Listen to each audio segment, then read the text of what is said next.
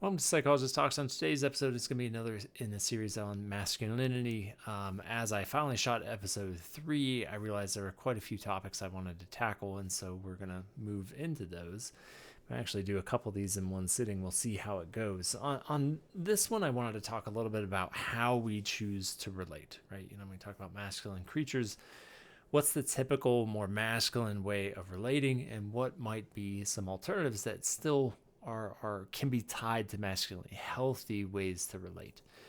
I have not looked this up. I'm sure there is research as far as like what are the typical ways in which masculine creatures, what's a masculine way to engage in relationships with others. So I just want to full disclosure. This is of my own creation. The list I came up with is humor, service, problem solving. And then I put on here, which I think will honestly be its own episode too. It's like intellectual sparring. Why did I come up with intellectual sparring? I do not know. Why something aggressively tinged like sparring? Well, maybe because I'm talking about masculinity. I don't know. But those are the ways that I kind of came up with when I think about what's a more masculine way of relating to another human being or two masculine creatures relating to each other. That's the typical method or the methods. All of them, I think, are natively potentially healthy. I mean, none of these, I think, are inherently like, danger zone. And I think that's a beautiful thing. One of the things I'll hear as a point of contrast is when I hear people who relate in more feminine manners, they will often not idolize, but they will sort of pillar and express envy in these more masculine ways of relating because they feel simpler, they feel less inadvertently political, right? They're more not surface level, but more simple, more transparent, I guess is what I would say. Now they can come at the expense of something because you'll notice in that list there was not like emotional depth and intimacy included, because that is typically more of a feminine like energy when it comes to, again, the yin and the yang between these two forces. And once again, I feel the compulsion to apologize if Jungian principles or something are already out there that cover this stuff way better than I'm about to cover it. So I guess I'll run through the 4 that I came up with quickly, but then offer some words of encouragement.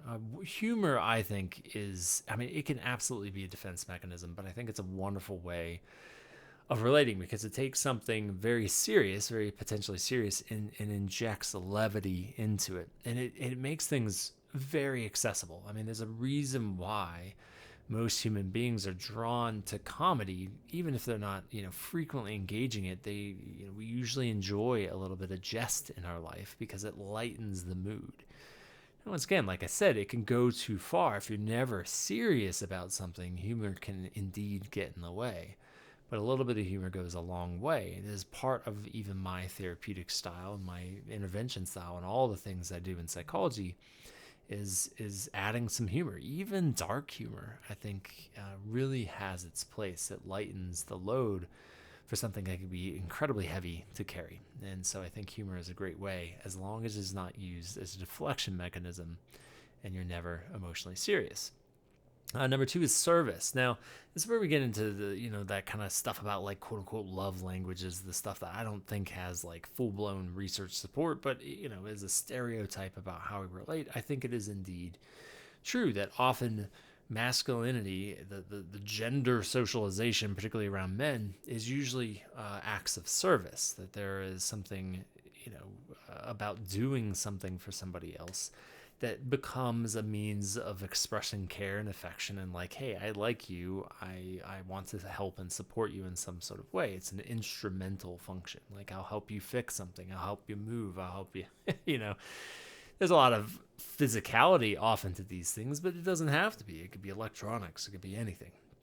And these acts of service, I think, are once again, not unimportant. They're not like a bad or negative thing unless it is the only way through which someone expresses love and affection. It's like, well, I'm not going to say it, but I'm going to do it and hope that you make those ties.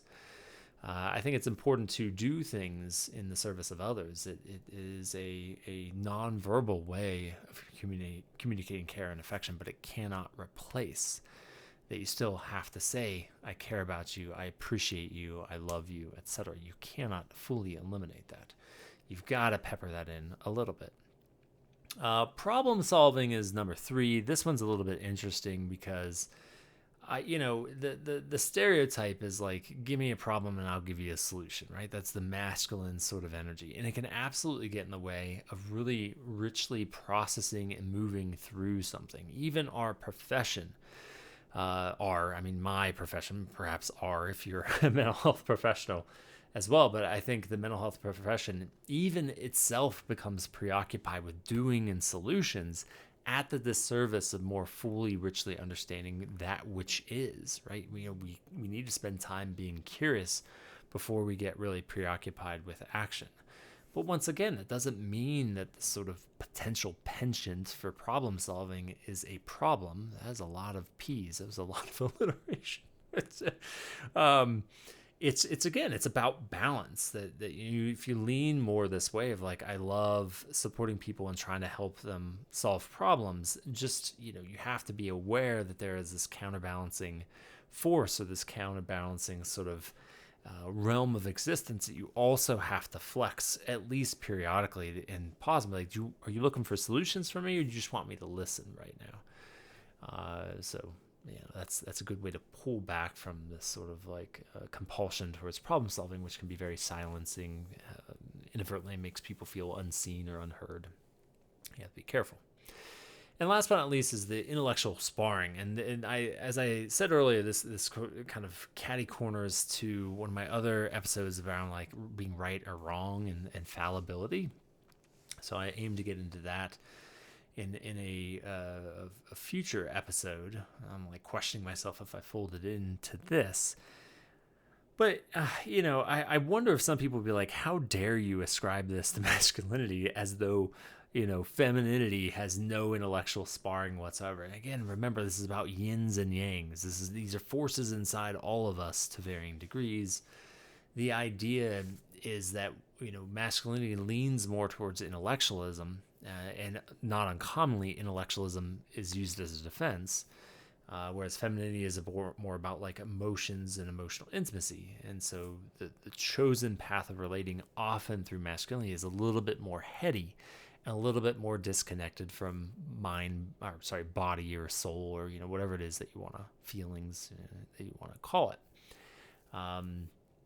And so once again, there is something nice about this. I've heard people say it's just nice to go in and talk conceptually about things, right? We don't have to go deep. We don't have to tend to the emotions in the relationship. We can just take this more concrete, well, these aren't always concrete ideas, they're very abstract ideas, but we don't have to like, we can look at something outside of ourselves and engage it collaboratively or even competitively, and kind of like spar and say like, I don't see it that way, I see it this way. And the subtext to that is that we're relating right now, right? We're not tending to our personal worlds, but the fact that we're sparring, or more gently playing tennis with one another around this concept, I only do that with people I like and I respect.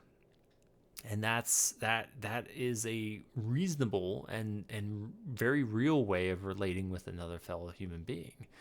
And there's a reason why when we engage in like common activities, that we don't even have to be tending to the relationship, but it engenders a sense of closeness. Just as well when we're philosophizing with one another, it's a wonderful way to relate. But as with everything on this list today, it has to come with a sense of balance. You cannot only intellectually engage someone, you still have to have a more emotion-centric way of like, just being with someone. We don't have to talk about ideas. We don't have to talk about this sort of like, the philosophy of life. We don't have to tackle this thing outside of ourselves. Sometimes we need to tend to you and I. And so all this being said, like, if this list even holds true for folks who identify more with masculinity than femininity, that there are ways of relating are through humor and service, and problem solving, and this sort of quote unquote intellectual sparring, they're wonderful ways to form companionship and form a type of intimacy. Just be sure that you're still trying to flex some of those other muscles too, because you are potentially missing invaluable aspects of what make relationships really work and what really builds deeper levels of intimacy. I guess what I'm saying in many ways, these, while they're wonderful for creating relationships, can inadvertently come at the cost of truer, not truer, but I guess like a deeper level of intimacy.